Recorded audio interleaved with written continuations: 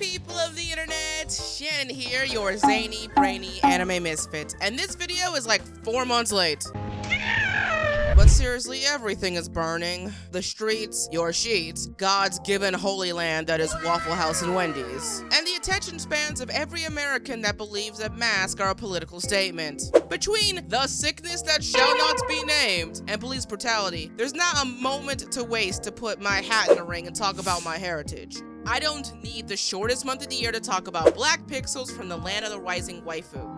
I'm just gonna do it anyway, Black Lives Matter or not. My last video I made about this type of topic was surrounding the character Smokey Brown from anime's most memeable show, and this time I wanted to do something bigger, better, and bulkier.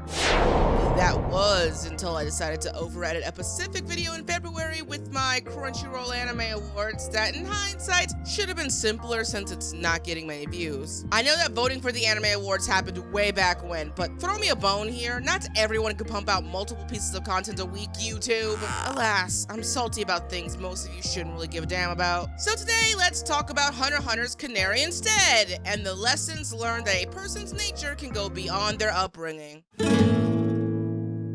Canary is first introduced in episode 23 of the 2011 anime. As Gon, Leorio, and Kurapika walk down the pathway to the Soldier residence, they approach Canary, who orders them to leave as they're trespassing on private property. As you do.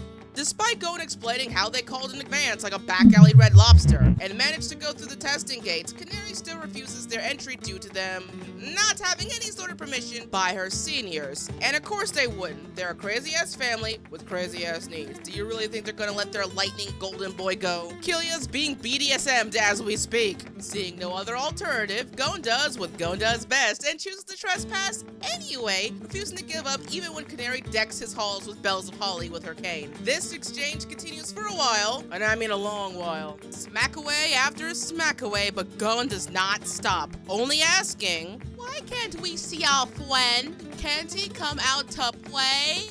As for Canary, she slowly starts to break down, first asking him to go away, then imploring his friends to stop him, to eventually breaking the wall of emotion she's been holding back. I mean, from her perspective, this is hard to watch.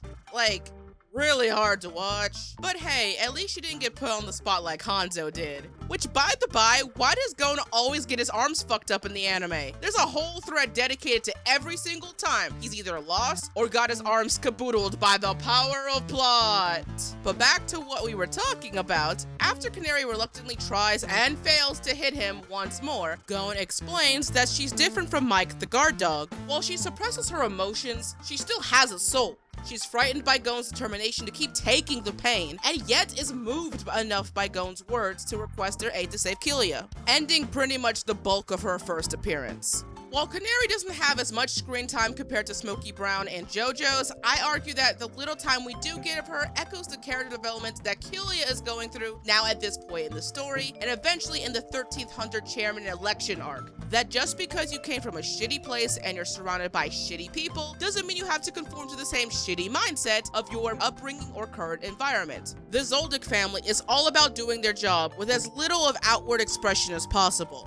That you should just kill your target like the good little assassin you are, and if your opponent comes around to be stronger than yourself, then it's time to just make like a little bitch and run for it, leaving the problem to someone else. Obviously, the Killia we've come to follow in the story is sick of all of that malarkey and ends up meeting Gon at the Hunter exam. Canary, in comparison, is but a small detour to better flesh out that point. Before she became a butler to the Zoldyck family, Canary grew up in the awesomely named but festering orifice that is Meteor City, a town of despots, forgotten people, and the city the Phantom Troop also calls home.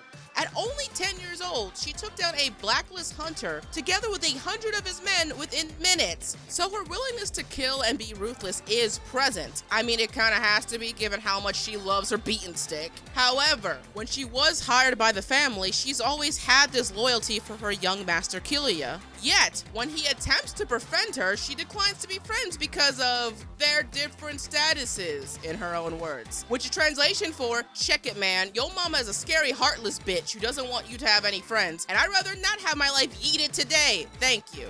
How does 2.5 years sound though? 2.5 years later. You see, that's what makes her special. She's surrounded by all these intense influences, upbringings, and subtle commands to be heartless, to be ruthless. In fact, Mommy Dearest here gives off the impression to me from the moment she was hired that giving Canary the job of gatekeeper could signify that the family rejects her innate gentleness despite being able to do her fucking job. Maybe I'm thinking too much into it, but I've noticed that the closer you get inside the Zoldrick Manor, the more calculating and well-rehearsed the staff is at suppressing their emotions. Like with her immediate supervisor, Godo here. He also isn't as heartless as one would seem, but his loyalty to the family as a whole and overall presentation is more professional compared to our little Canary here. Even so, I don't want it to sound like I think Canary hates working there. Quite the contrary, as they do seem to provide a much better life than what she was living up till now.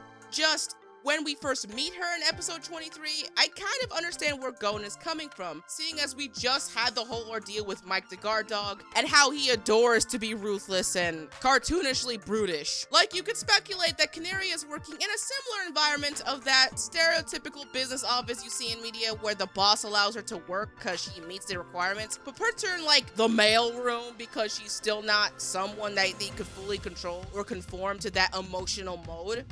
Am I making a mountain out of a molehill?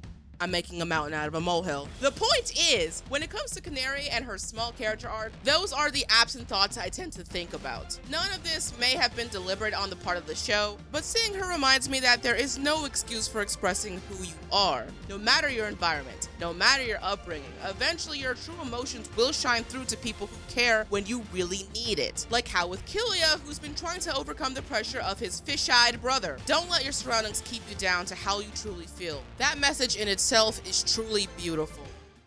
Wait, don't turn off the video yet. Even though this is all I got for think pieces about Canary's involvement in the show, while we are here, I might as well talk about the other thing that piques my interest regarding her.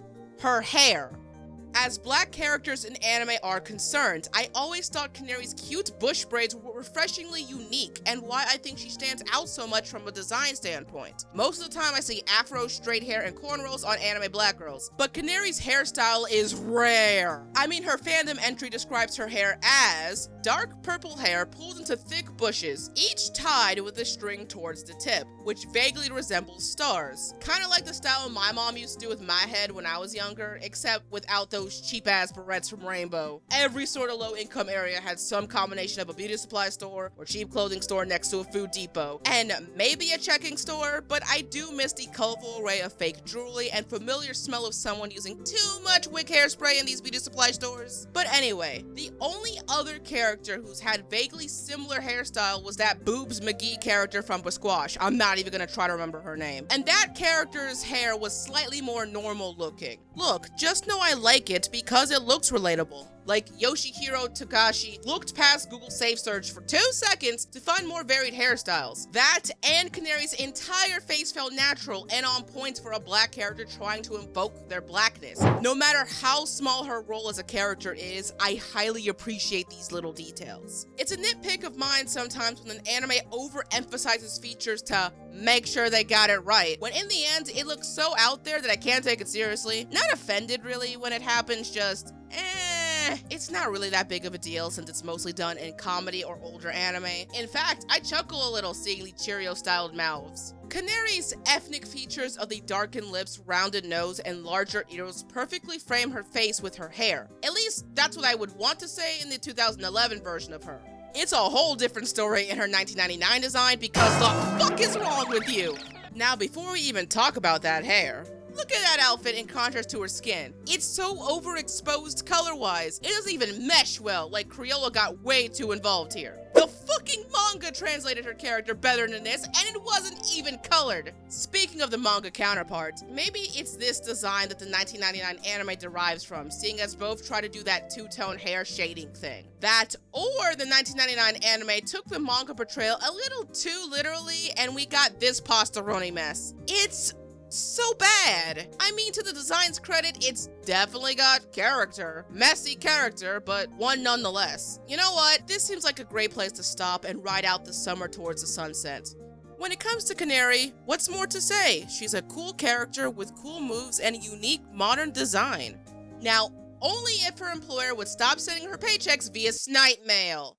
Hello again, people. Shannon here. Before you all go, I would like to thank JackisBoy for editing this video and Man Mode for editing the Yuri Kuma video. I've been putting as much money as I can into this channel lately to help me make that 1K goal and beyond.